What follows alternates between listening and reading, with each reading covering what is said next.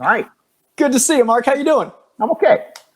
So we'll dive right in because I know we only got for half an hour, and then we're bringing all the Humanoids folk as well. But I have been a fan of your work since Wizard Magazine days, so it is an honor to sit down with you. I wanted to know, with the evolution of comic books, especially lately as technology escalates exponentially, you're a rare insider for a good long haul. How have things evolved, especially in the last 10 years, that have surprised you? Technologically, not much of surprise. The only thing that surprised me in the last 10 years technologically is that I thought digital comics would have a bigger foothold by now. But what we've come to learn is that it's two completely different audiences. Your periodical audience that's got to be there every Wednesday, your Wednesday Warriors, and the people who pick it up on digital that Venn diagram is a lot smaller than you would think. Do you find the Venn diagram, the people that read digital are more binge readers than the weekly Warriors? Hard to say. It's the part of the problem is we just got no publicly available data on all this stuff. Some of this is just anecdotal on my part, and some of this is what I know from the Humanoids digital experience, but I don't know if that translates across all different platforms. I just know that this is, as I've talked to other publishers, this is something that's come up over and over again. One of the things I've been finding really interesting is the audience that's transferring from other mediums back to comic books, and that strange Ouroboros of comic book fans that find The Flash on TV, and then they're like, wait, Flash has been around for 70 years? Yeah. With working on The Flash back before there was the zeitgeist shift of how popular the character is now, have you had any sort of conversations with folk about your work on that character in particular? I define folk. So the Flash work with the CW reminds me a lot of your 90s work with the character, and especially his tone of comedy. At cons and stuff, so you have conversations with fans of the show?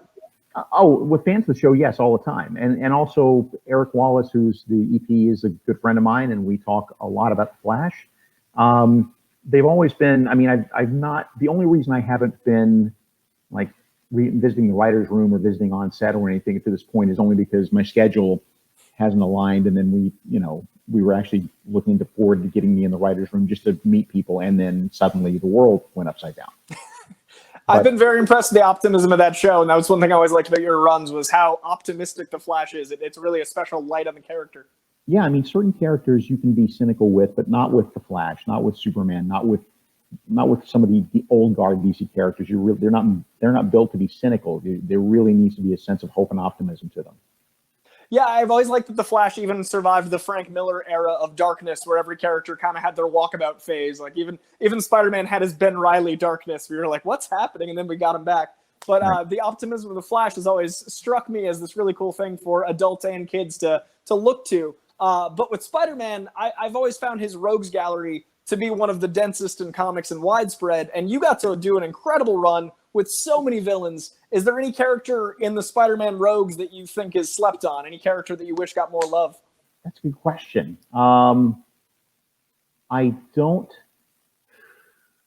don't think we do enough with the Vulture. It's hard to do a great Vulture story because he's 102 years old.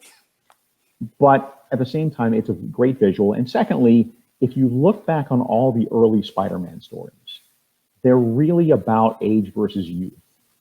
If you look at all of the villains are old men, they're professors, they're this, they're that, and Peter's this young kid. And so I think that's an undercurrent. Even the Jonah-Peter relationship was, obviously generational. I think there's an undercurrent of that stuff there, and the Vulture epitomizes that.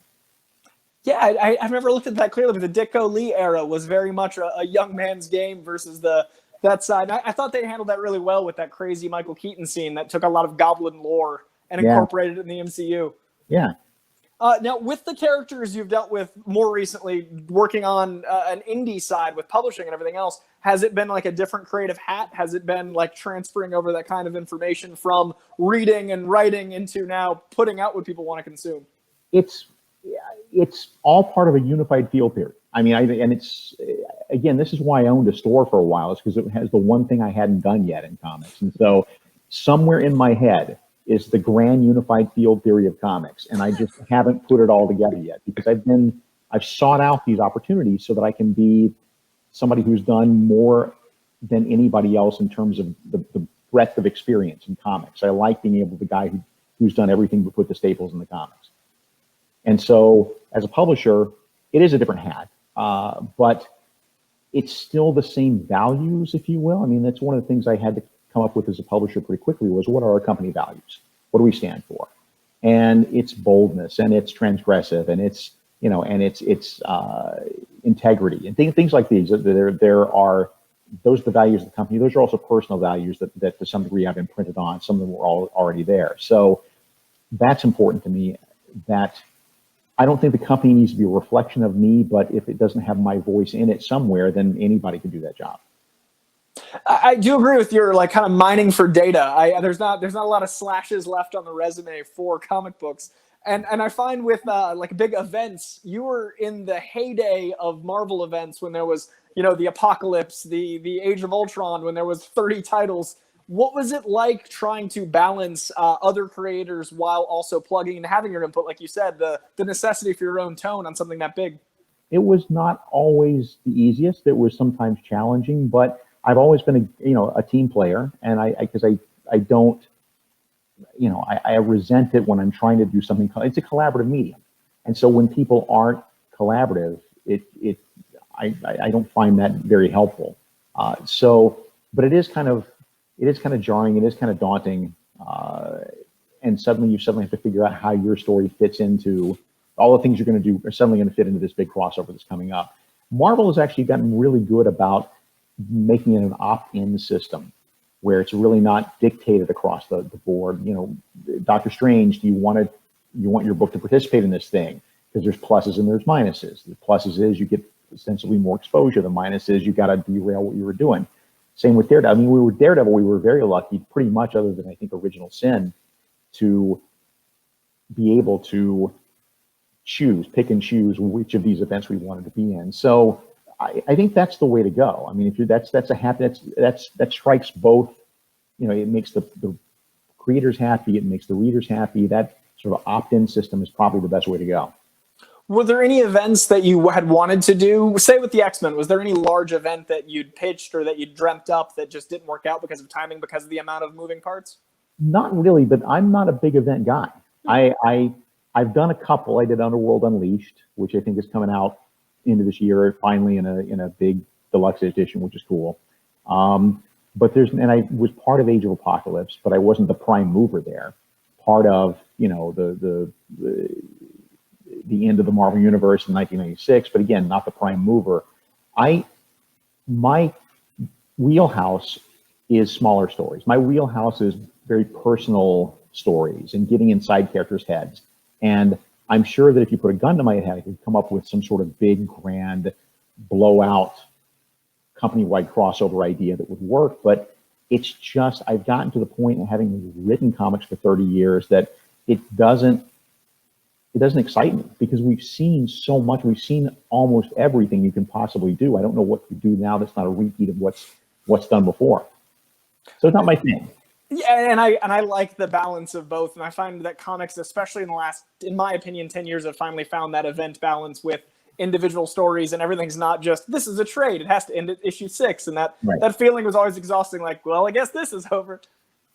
With Fantastic Four, I think that's a set of characters that I thought you handled really well, keeping that flow of event into small contained stories. What do you think it is about the characters that make them Marvel's first family, but hasn't translated necessarily to cinema or into the more mainstream world that we've had with a lot of other characters? I think that in terms of translating to cinema, and sometimes also translating just into other creators handling the characters, I think that something is overlooked. And I wish I could take credit for this, but this was Carl Kiesel's quote, which is, we keep talking about them as Marvel's most powerful dysfunctional family, or this big dysfunctional family. No, they're the epitome of functional. They're so functional together. They're at odds with each other one by one, but as a team, they work like a Swiss watch. And so that's something that I think is overlooked sometimes. We tend to you tend to look at the lens of what we think a dysfunctional family is now, and not just, they're a family. You don't have to accelerate or exaggerate the drama in between them. As long as you're telling honest stories about family, those are automatically dramatic. Is that something that I mean, your books definitely have a flavor, but it's not like an Aaron Sorkin where you hear a voice and you're like, this is only that thing. But what do you want to bring to any not creator-owned in work? Like someone else's IP, what do you try to bring to the piece that's yours? First thing I do is I go back and look at the earliest stuff, because that's where the wellspring of ideas is. It doesn't always mean that you have to do, you're not going to do comics exactly the way that Jerry Siegel and Joe Shuster did, for instance. But you look back at the formative stuff and you look at the stuff, you figure out what worked, why these characters lasted 40, 50, 60, 70 years. And then beyond that, my edict is very Hippocratic oath. My self-edict is do no harm. Get in there. Don't be so arrogant that you think that your cool ideas are better than the last 80 years worth of stuff, including the guys who created the book. If you think you know everything that makes these characters successful and want to monkey with it, because you think you know everything, then you're dead wrong. Because there's always some sort of X factor that we don't know. We can sit here all day and talk about why Wonder Woman has survived all these years and stuff, but I guarantee we're not going to be on the same page. Mm-hmm. And there's going to be some X factor there that one of us is overlooking, because if that X factor wasn't there, then we'd all be creating characters that last 40 and 50 years every month, and we're not. That's a really good point. Is there ever a conversation amongst like a writer's retreat or between you and an editor when there's a conflict of how you perceive the character? Like, how do you personally go forward if you see Wonder Woman contrary to how your editor goes forward? Like, what do you guys do to shape that story? I mean, it generally doesn't happen, because generally you're hired by an editor because you're simpatico, and if you're not, then it's just time to be polite and move on and let the next person come on. I've rarely been in a situation, I can't think of one off the top of my head, where I've been in a situation where the editor and I are at loggerheads about how we perceive a character. If that's the case, then if it's the character who's in the book, I just politely leave the book. If it was just a character who was appearing in the book, then I just wouldn't use that character. This most recent run of Doctor Strange, I thought it was the heart of Doctor Strange, but it was almost the Spider-Man story I always wanted, ironically, with Ditko and Lee inventing both. But I always wanted this surgeon by day and sorcerer by night, like overwhelmed with work, kind of like, Peter in college. What was the impetus behind giving him his hands back and that whole idea? I would give anything if I could take all the credit for this too. But this is Tom Brevoort, who at one of the Marvel summits, just out of the blue, leaned over to me and said, what if you gave him his hands back? That's all he said. And suddenly the whole thing came into my head all at once. And it's like you said, what that creates is he's still Doctor Strange. He still has things that only he can do. But at the same time, as a surgeon, he has a responsibility to be in that room, because he's the best in the world. And he'll only take surgeries. He'll only take those that only he can do, because otherwise he should be out defending the world from Dormammu or whatever. But if he is needed, he's a doctor. It is his responsibility to be there in the operating room. And he's always been very careful about not letting the two mix, because magic comes at a price. And there's always some sort of cost associated with magic and doing magic. And Doc is not dumb enough to bring that into the operating room, because what if that cost is transferred to his patient? What if that cost is somehow manifests during the operation? So he keeps those doorways completely, that doorway between the two completely shut. Yeah, it's almost the Superman problem meets the Spider-Man problem. It's the how do you control the whole world with Superman powers? I love that. That was one of my favorite Doctor Stranges, man. That was an incredible. Thank you. Coffee and Heroes asks, hi Mark, big fan. Your Daredevil run remains my favorite, and your Black Widow maxi series was awesome. Any future plans for you and Chris Samney to work together again? Oh, if only. Nothing concrete. We actually swapped emails just last weekend and talking about how we really, as soon as his schedule clears up, we do want to do something together. But that, knowing Chris's schedule, that could be years from now. I mean, he's got Firepower with Robert Kirkman over at Image, and that's a terrific, or Skybound, it's a terrific looking book, and a terrific. Yeah. I really enjoy that. And he's got some other stuff he's monkeying with, and he's got 2 kids, and he's got all this stuff going on. So it's a miracle he can produce as much as he produces now. But we remain good friends, and hopefully someday, yes. That Firepower book's one of the most accessible books. That's one of my gateway comics to tell people, if you don't know comics, try Firepower. Yep. Now, Daredevil, while we're on Daredevil, I find his sense of humor to be one of the hardest to describe or to count on in comic books because it's so dark. The character's so inherently ridden with guilt. How do you see its sense of humor so consistently as opposed to like Spider-Man, who's a defense mechanism, or Deadpool, who uses it as also like pushing people away? Like, how do you see Daredevil's sense of humor?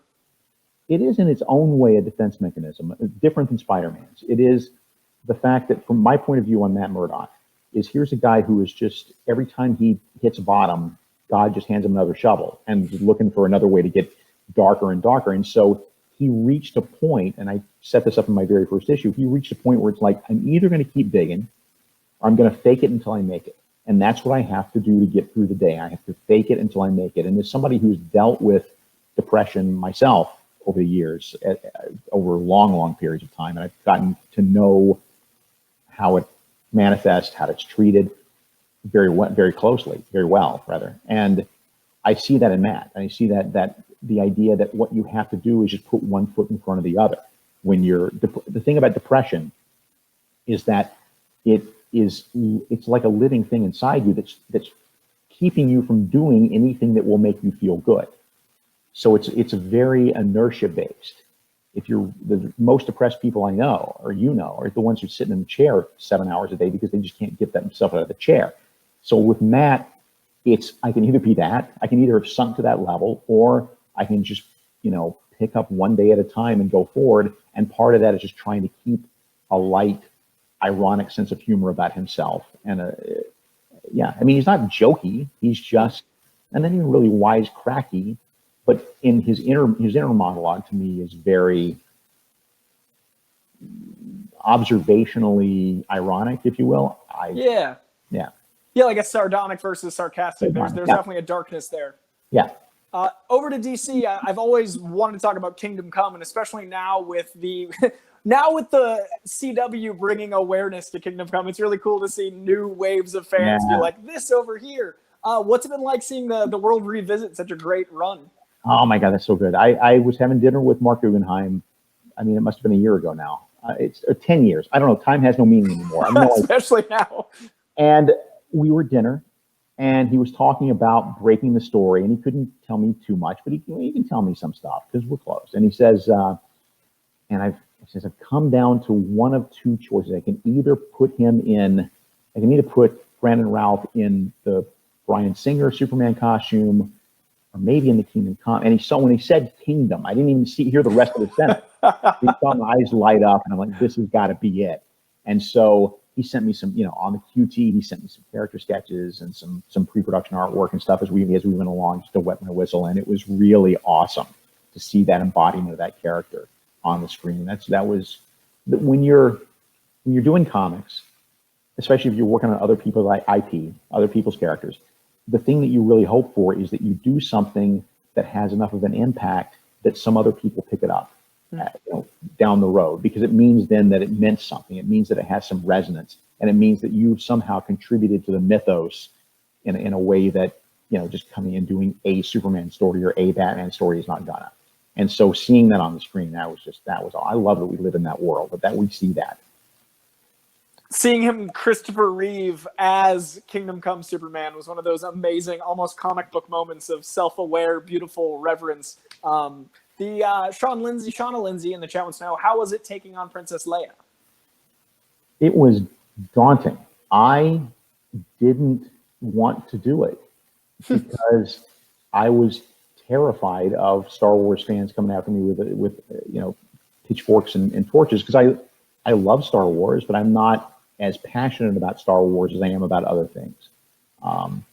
But at the time, my girlfriend at the time said, if you don't take this, you're going to sleep on the couch for the next month, because this is the perfect. And so I couldn't wrap my head around it until I hit upon the notion of, geez, she stood there and watched her entire planet blow up. And then we never got a chance to deal with the fallout of that in the movies, and as well we shouldn't. I mean, there was no room for that, no time for that. But that's what I wanted to focus on, is you're suddenly the princess of nothing. You're suddenly the princess of absolutely nothing. What are your responsibilities? What do you do? Do you go out in the cosmos and find other people of your race and tell them what's going on and pull them together? And so that became the genesis of that story.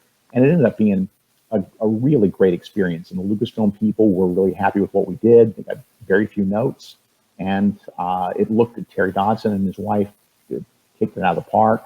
It looked like it was a great looking book. Do you have any sort of different shorthand with, say, the Dodsons or Alex Ross, or like, Alex Ross would obviously, I imagine, take a little longer being that it's so, elaborate and painted, or is there any sort of different process you need to adjust your writing to? Only when you've worked with somebody for some length of time. Like with Somni, it should become the scripts become shorter, the scripts become more concise, because a script is basically a letter to your artist to explain what you're looking for in the story, and for them to like latch onto the stuff that they feel that they're passionate about as well. And so when you're working with somebody like Somni or Barry Kitson or other people I've worked with over the years for great lengths of time, then it does become shorthand. It's like, do a fight scene here, or this thing that you wanted to do, go be nuts with this. And it becomes a lot easier to write those scripts. Yeah, that makes sense. Why Lou asks, you've loved comics your whole life and have read almost every Superman, Batman story ever. After being so immersed for so long, how do you keep from getting jaded? How do you keep yourself enthused? First off, I want to correct you. I've actually read every Superman story ever. Not every Batman story. I've read every Batman story up until about 1990, and then I just hit a wall because during that period of the movie, there were 8,000 Batman comics, and I'm not sure I've revisited that. I can't say I've read every Superman story in scrutinizing depth, but I make it's a point of pride now, right? Like I gotta keep up. I don't want to have there be one that I haven't looked at. And how do I keep myself from getting jaded? It is, you just have to remember what you love about the characters and what these characters meant to me as a kid, what they mean to me now, how I have benefited from having them be a part of my life. It's hard times. I mean, I'll honest with you, if I'm in the period where I was told you can't do Superman, you'll never be allowed to do Superman, so like the early 2000s, it was hard to keep my love of Superman up because it's got like I was divorced from that character. Or the last 12 years of DC where I wasn't allowed in the room, and it was because I felt like it's hard to keep from being jaded because you so want to be part of that. But at the end of the day, it's really drilling down on what makes those characters special to you and holding on to the good stuff. You're like able to discern such a core of the character because you're a fan and a creator, so it's a very unique position. What is it about Superman that calls to you so specifically that you've always loved? Like, why is he your guy? He's my guy. I'm going to try to tell the story quickly because we've got like 4 minutes left. So, and I'm sure everybody's heard this story by now because I've told it 1,000 times. I apologize. January 26th, 1979, I went to see the Superman movie, and I saw it twice in a row. And when I went in, I was a kid with a lot of problems and I didn't feel connected to very much. I didn't feel very cared about by anybody particularly. I kind of felt shunted out and really in a dark place. Came out of that theater loving Superman. Coming out of that theater convinced that whatever I was going to do with the rest of my life, it was going to have something to do with Superman. And that's because Superman cares about everybody. Doesn't matter who you are, doesn't matter where you come from. And that, I'm not crazy. I know he's not a real character. I knew he wasn't a real person, but still, that's exactly what I needed to hear and needed to see at that exact moment in time. And that bond has defined the rest of my life. I love that. I love that everyone has that character that kind of finds them. It's like people say with pets, like sometimes the character finds you. And over in the chat, Belai Alion, I love the Invincible Woman miniseries. It was perfect. Sue as a secret agent for S.H.I.E.L.D. just made sense. Will there be another solo series or one-shot for her? No plans, although I'm way open. I will be doing another Fantastic Four story with Neil Adams that comes out in a couple of months and Sue is a big part of that. It's the Sue Reed relationship is really the heart of that story. So I hope you enjoy that. That last run with Black Widow, that was inspired, man. I agree with her. Thanks. And I know there's been other questions that have popped up we haven't had a chance to address, and I apologize for those. So it's always a speed round. So my last question before we bring in the Humanoids folk, it is the classic age-old question, but you particularly with your decades investment, what is it about the medium of comic books over above all other mediums that you think is so unique that you would tell someone that thinks they hate comics makes them special?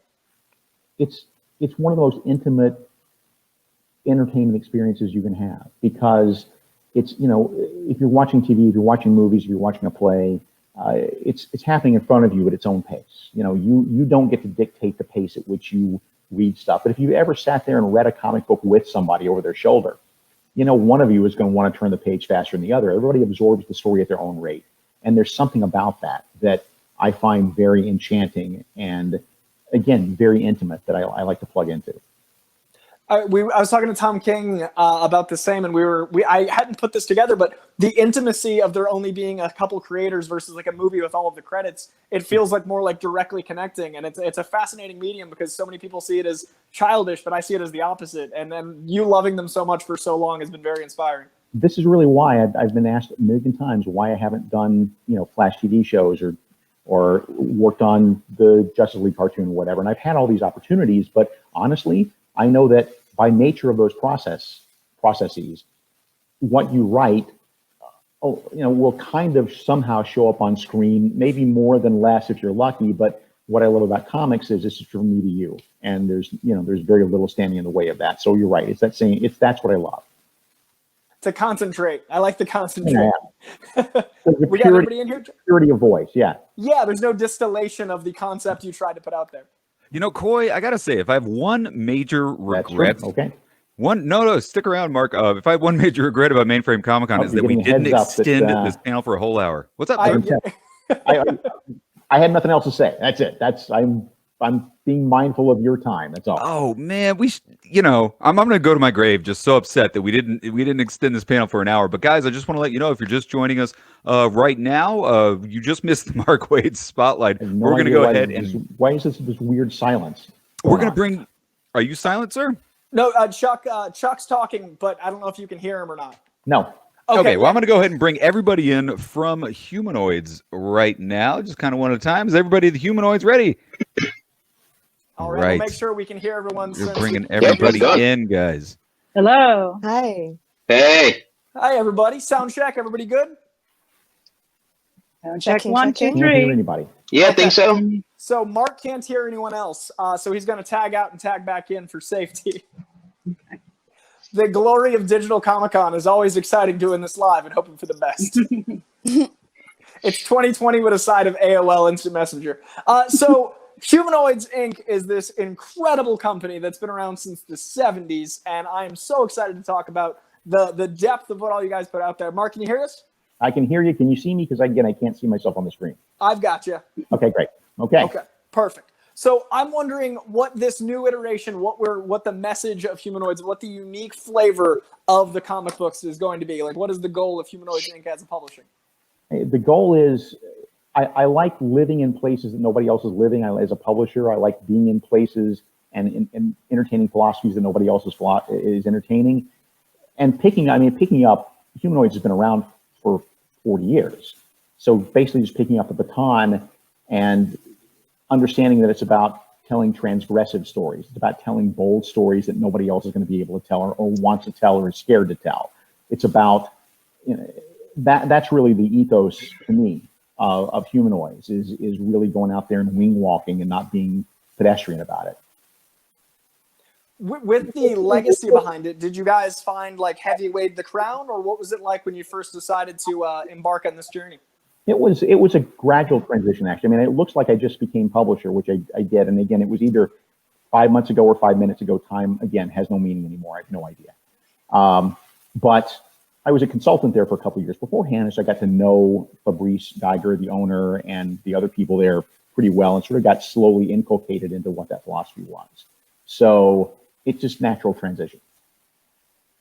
I try not to think too much about the legacy because then I really will collapse under the weight of it all. Anybody else with their when they joined in? Okay.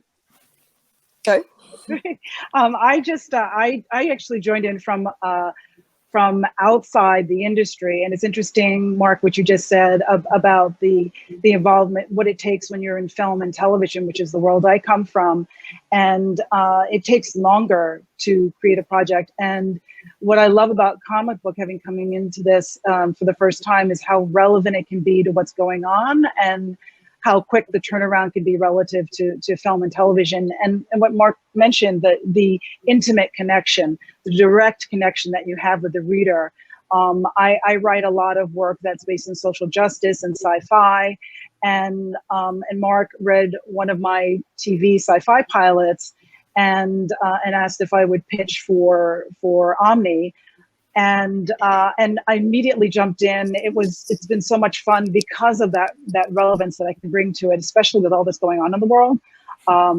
The stories about Cecilia Kubina, who's a doctor who has super intelligence that's realized through several different avatars that connect to different types of intelligence, and she deals with social injustice, and we deal with white supremacy, with intolerance, with water rights, with Native American rights, queer rights. And it's so wonderful to come into this world. It's my first time. It was a huge learning curve, but it dovetailed well with what I was writing for television. I was writing 2-sentence horror stories for CW, which is short form, and everyone's been so welcoming. And Mark's been great to work with, and has given me kind of freedom to explore these stories and controversial storylines, and I absolutely love it. That's one of the things I want to do with Humanoids is more, it gives me an opportunity to bring in more voices. I mean, my goal really is to have no one there working there who looks like me. I want other voices, and I want them undistilled. I mean, I hired you because I want your voice. You know, you hire Joe because you want his voice. You hire Helen because you want her voice. And that's something that we are very, very cognizant of at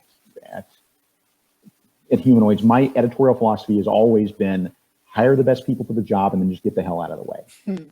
I don't need to put my thumbprints on your script to prove I'm doing my job. I want to be able to go home at 5 o'clock. That's what I want. So the easier you can make my job by turning in a great script, I'm fine with that. So, and all three of you have excelled there. It's a different turnaround because, as you said, Melody, with you, it's boom, boom, boom. You know, the beauty of writing periodical comics is you write one and 4 months later, 3 months later, it's on the stands.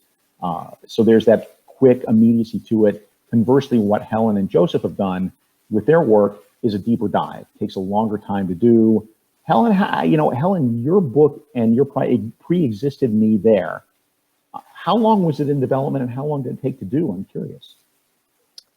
I think that it took a couple of years altogether. Once we took the book to Humanoids and they jumped on board with it, and we kind of I had the scripts when we went to them. We had the scripts and we had a few pages of art, but with them we were able to like refine them, and we were able to make them better. And obviously the art is its own process, and so yeah, it was a good couple of years until we got to now, and in the States we've just released, in the UK we're just about to release next week.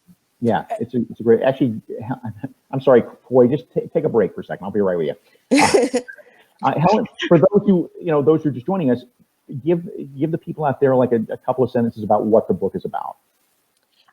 So Neville and the Bloody Queen is a kind of family drama meets horror fantasy about a young girl who's forced to go to this remote village with her family for the summer. She's under duress, she's bored, and she develops this intense crush on an older man who she basically stalks, and through him she becomes embroiled in a world of murder, myth, and magic.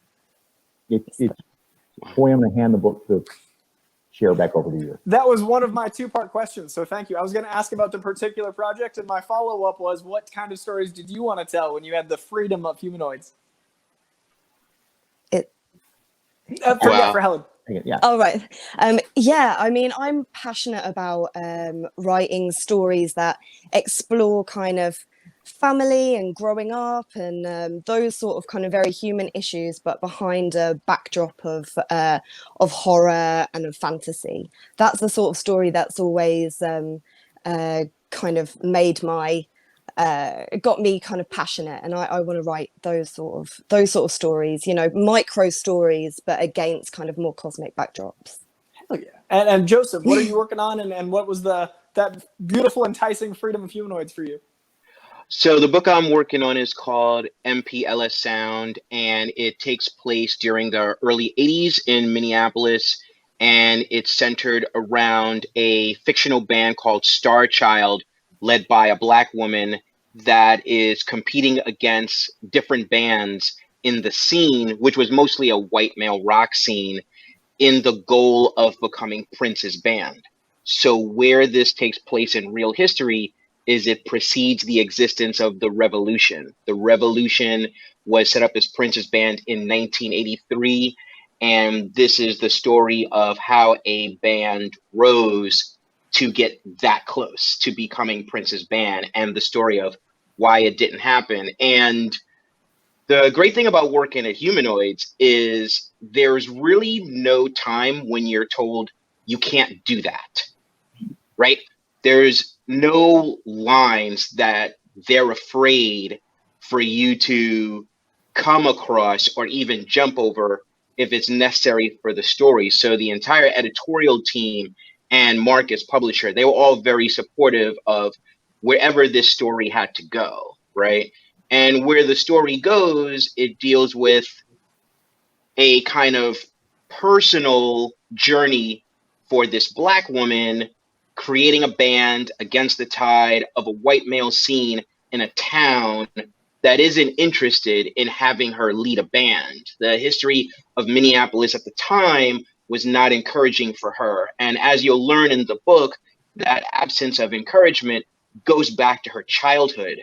So basically, ever since she was 9 years old, she has engaged in a struggle to be who she is in spite of all the signals she's getting from the world to be somebody else, to give up her dreams. So that kind of personal story without any filter and getting into subjects like colorism, sexism, these kinds of things are why it was really great to work at Humanoids, and the amount of support that we got in crafting this story, myself and the entire creative team, it was really refreshing. So I've had a lot of fun, and I'm looking forward to everyone seeing the book. Well, that's nice of you to say. I mean, because that really is the philosophy, which is swing for the fences. And I, about once a week, someone, an editor or marketing, somebody will show me something coming up, going, "Are you sure about this? Can we do this in a comic?" And sometimes my knee-jerk reaction is, "Oh, you know what? No, let's go with it. I'm going to give an err on the side of taking chances and again, letting people have their voice."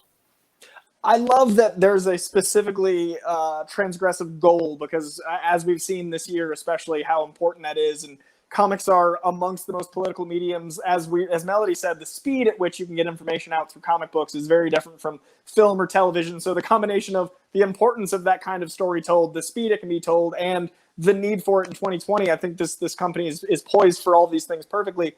Is there anything you're working on long term that's down the pipeline you're really excited for people to get a hold of, that's being inspired by all the present day problems? Sorry, can I just just 1 second. Just in case this is the same for the folks at home, but I can't hear Joe. So I don't know if that's the same for anyone else. Okay, hold on a second. I might have to go. You can hear me. I can hear Joe. I would have interrupted you. I can. Okay. I don't know if my headset was giving problems, I would make a change. So sorry, Helen, that you can't hear me. Sometimes when there's multiple StreamYards, it's a matter of when they connected. Like Mark couldn't hear Chuck a moment ago, so it might just be a one-way stream. It's weird. And I still don't, like I said, I still get a big black square where I'm supposed to be. So it's the future is evolving real time. And I'm perfectly willing to change headsets if that'll help the situation. All good. I tell you what, so there is stuff coming up that we've got an amazing book out. It's called House Without Windows. It's coming out soon. That is a beautiful amalgamation of art and photography about a journalist.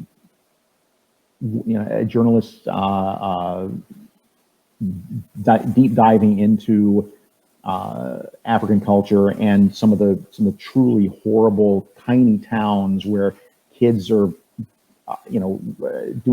having to mine for blood diamonds, and what is that life like, and how do you get up in the morning and put one foot in front of the other if that's your life? And it's a very inspirational work. I mean, it's very raw and it's very dark in some places, but it's a story that I don't think I've seen told quite this way anywhere else. there's another one coming up called For Justice, which is about a husband and wife who met, let's say, in the 1960s, and became like the world's preeminent Nazi hunters. And I don't mean like in a Al Pacino, action film thing. I mean like just literally true story of them and their efforts to track down the heads of the SS one by one and bring them to justice, and the success they've had. And that's a terrific book. And again, it's the book that nobody else is going to publish that book, and I'm glad that we can do that. So I want to start with Melody. Going from other resources and other mediums, you've all worked in other fields beyond comic books. What did you want to bring from that field into this particular medium when telling your stories? Oh, that's interesting. I was at the time that I started working on Omni, I was on my first in my first writer's room, and it was, as I mentioned, for CW's 2-sentence horror stories, and it was short form, so it was 22 minutes, which correlates to about the 22 pages that you need for comic books. So they actually fed each other in really interesting ways, because I tend to work very visually. So the way I was working dialogue for the book also crossed over into the way I was working on dialogue for my episodes, and I found that I also work as a director, and you often work with storyboards, and that's kind of what comic books are. So I was able to kind of cross-utilize the different skill sets to help me in with both, and it was great. It really worked out well. Helen? Yeah, for me, the same as Melody, I have a background in film and worked in film development, and I think that that comics are so different because you're kind of without constraint when it comes to your special effects budget and how many, the size of your cast and this sort of thing.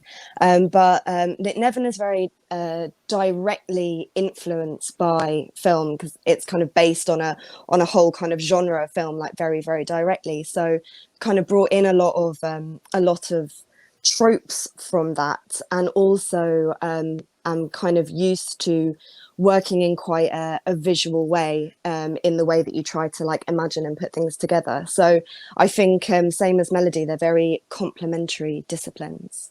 Yeah. Joseph? So I've been an editor in comics going back 27 years. I'm actually the executive editor of Heavy Metal, which is interesting because Heavy Metal and Humanoids have a historical relationship, right?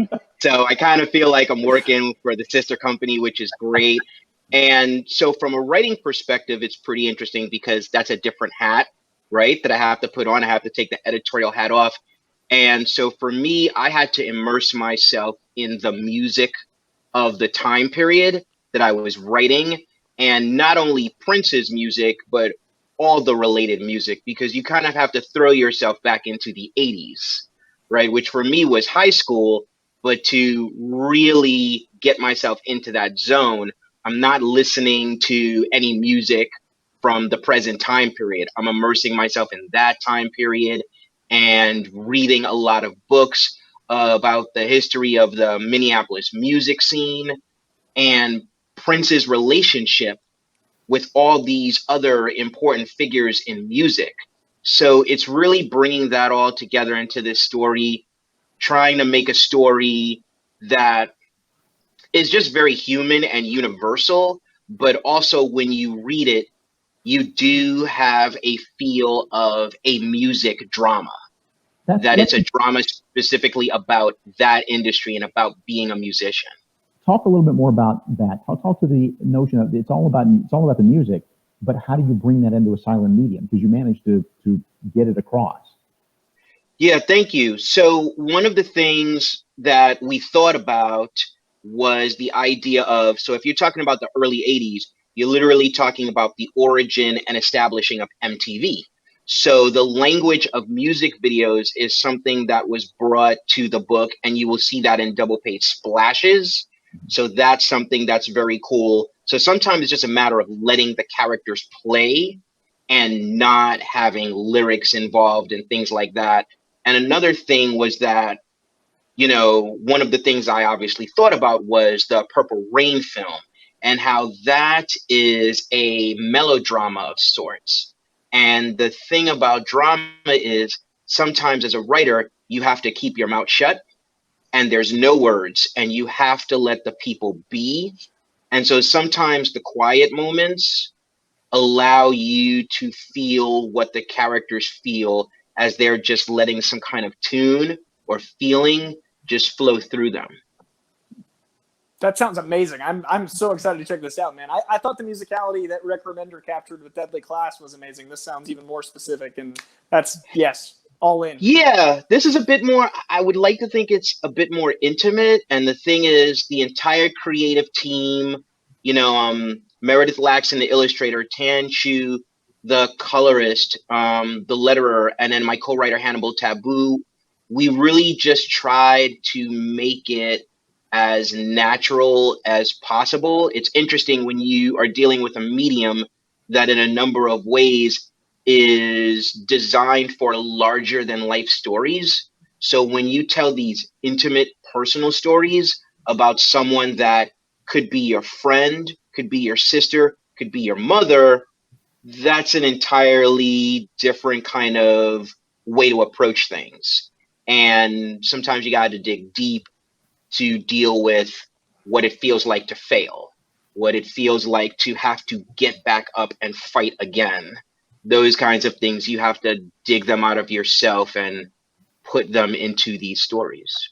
I just touched on at the end of the interview with Mark, where I find the less people working on a project, the more exposed nerve it is, the more personal the experience is from the creative side, because it's your soul being poured onto the page. And with comic books, there's like maybe 10 other people versus film and TV, which the credits are like half the people that might work on it. So it's a direct line to your soul in a different way. What's it like working on a small company scale with collaborations with people like just a writer and an artist, when you're sharing your soul with one person and then sharing those pages with these very personal stories?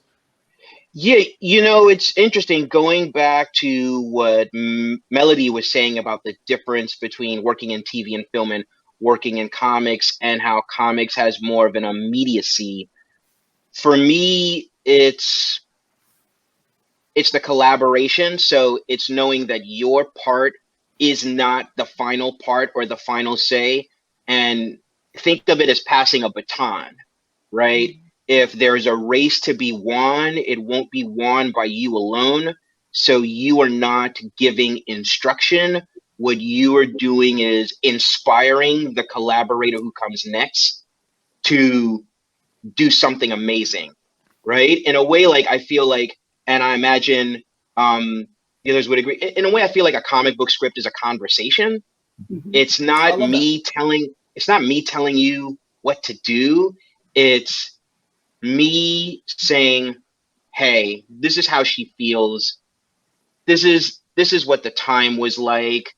This is the pathos that's happening right now. And sometimes it's design the page this way, and sometimes it's like, I know you're gonna do it better than me. It's like, do what you do. Right. Yeah.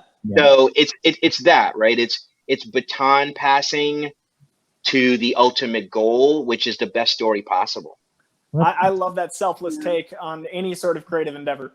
Now I have a question, springing out of that, actually. So, and you're right, actually. I mean, I've always thought of it as I said earlier in my panel, that I always think of the script as a letter to your artist. That's really what it is. But I've always also said that it's my story until such time as I hand it over to the artist, and it becomes our story. And the reason I bring this up is because Helen and Melody both had very different collaborative experiences. I mean, Helen, you deep dove with one artist for such a long period of time. Melody, you had to work with several different correctors, and you never really had a chance over any great length of time to make a bond. I mean, how can you two talk about the differences between there, or what you managed to do to still feel creative and connected with the material? That's a really vague question. Well, I could say that it at first I was disappointed because I was looking for that building of that bond and that relationship. But what ended up happening for me is what Joe was talking about, that conversation. So it became a cycle. So it wasn't just me laying down what the artist should do, I would see something different than what I'd seen in the other book, or something different than I expected. And it wasn't always negative or something to be changed. It was something that maybe informed a different way for me to look at the story or dialogue. I found it very enriching and inspiring to kind of have this give and take back and forth between these different artists who each brought something different to this world that I was creating. So it kind of, it expanded the world for me in ways that I found enjoyable. And Helen? Yeah, I mean, with me and Dom, we already we kind of came together on this project. We started it together. It was his suggestion that I write it as a comic. So we were kind of brought together over a shared love of folk horror. So all our references were shared. All our references were the same. And the project came out of a conversation about that love. And so the process was very much, that of a conversation, that, very, very kind of collaborative. And because he is so entrenched already in the kind of type of vibe and atmosphere that I wanted to create, it meant that, his knowledge kind of enhanced the script so much. There are things that he brought into the art that I kind of wouldn't have thought of, but were absolutely perfect for the kind of melee that we were trying to create. And then when Matthew Dowd Smith came on board, he was able to fit perfectly into this really intimate relationship that me and Dom had in our talking about the story and our talking about the script, because he also kind of shares those references and understands that sort of world. So same, like Melody said, it's like deeply enriching to have that relationship with an artist who can bring in their own take on the things that you're creating or trying to communicate. So with the big two, they're right now trying to find these insane broad audiences. DC's doing Walmart books, Marvel's doing whatever they're doing to go bigger. I find this company, you guys are honing in on these individual stories. How do you know when they're done? Like, how do you possibly go like, well, there's my soul, print it? Like, what's the last step? No, again, to paraphrase a famous quote, no stories are done. They're just abandoned. They're just as far as you can get, and then you just kind of have to turn it over. Yeah.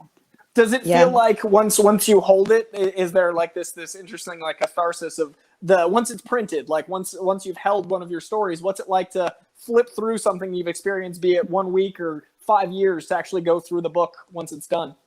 Oh, it's beautiful. It's great. It's a great. wonderful feeling. Yeah, it's amazing for me. But even before that, I mean, with every page, every page of art that you receive, with every page of layouts, and then every page of inks, and then when the colors come, it's like a new revelation every time. It's a new beautiful experience, that I think as a writer especially as a writer with a background in film, is trippy. Yeah, trippy good. Second that. Definitely. And one of the things that happens, with writers is when you get the pages, then you actually do something called a lettering script. So you then have the opportunity to be inspired by the artwork, to make tweaks on your dialogue, pull things out, put some new things in. And I would see the artwork and I would say to myself, wow, I shouldn't have given Meredith any direction whatsoever on any design or anything. I should have just said, this is what's happening, do your thing. Because sometimes I would get some pages and they would really be heartwarming, or honestly, sometimes I would be having a not so good day and here would come these pages in the inbox and suddenly my day got 100 times better. Right. So that's the experience. And when you get to the end and when it's tangible, that's an amazing accomplishment, right? The Comic Core wants to know, is it possible for an individual to start a successful publishing company nowadays? Do they have any advice? The answer is no. The answer is it's right. A print publishing company? No. But we have this thing called the internet. And that's where this is the advice I give anybody who wants to break into comics, whether you're a writer, an artist, or a would-be publisher or anything, is get your work on the web. It's the easiest thing in the world. All you're losing is sweat equity. Anybody can create a website. The web comics community, I have found, is very supportive. And it's just a matter of doing your work, doing it on a regular basis, and then tagging and getting out there and talking to, the Scott Kurtzes or the Oatmeal people or whatever. That potential exists for everybody. Your odds are probably not any better than they are if you're going to go into print comics, but in terms of breaking out, but you're not going to lose your shirt because you've got 150,000 copies of your comic in your mom's garage because you couldn't sell it. Yep. And also, and you folks are international, right? So that's part of the process, isn't it? With the offices in Paris and here, that internet, that must be vital for this whole thing to work. Oh yeah. I'm sorry, I cut you off, Joseph. What were you going to say? Oh, no. I was just going to say, and also when you say start a successful company, it depends on what the definition of success is. Is the definition of success profit, or is the definition of success that I had stories to tell, I got them out to an audience, and the audience understands the stories that I want to tell? Because if we're going to get down to the brass tacks of it, the global comic book industry is not one that is known for making people wealthy. So very few people, probably 0.00005%, are getting into comic books for financial wealth. Most of us are in it because of love. And so if you can design a life that allows you to make comics, to maintain that love, and still have food, shelter, and clothing on a monthly basis, that's a successful comic book. And there are people who do Kickstarter campaigns. I'm involved with a project that just did that. And so you can launch those kind of campaigns, raise money, and you'd be surprised how many people really, if you have a great and compelling project, want to see that come to full fruition. And you can execute on that and make it happen. And that's exciting too. Yeah, as crazy as 2020 is, there's so many ways to get art out there, and it's a pretty fascinating time to be creating. And I love this panel, guys. Thank you for all your selfless answers, and I'm fascinated by all of these books. It has been an absolute pleasure. Thank you all so much. I cannot wait to check all these out. Thanks so much. Sorry to step on your toes. Oh, no, thanks. I got to co-host with guys. It was a pleasure. I just wanted to jump in and thank you all. Thank you, Mark. Thank you, Coy, for moderating so many panels here on Mainframe Comic Con. Joseph, good to see you, man. We haven't seen you since Mainframe 2. You were on with Heavy Metal Magazine. Right. How's it going? Glad to be back. Yeah, man. Well, you're always welcome here at Mainframe, and obviously Chuck is talking. I can't hear Chuck. Thank you very much. You're making me blush here on Mainframe Comic Con. Well, we want to thank you all for coming in. I can't hear Chuck. I'm going to beg out. Thanks so much, guys, and thanks very much for participating in the panel. Really appreciate it. Thanks. Pleasure, Mark. Bye, everybody. That was fantastic. Thanks.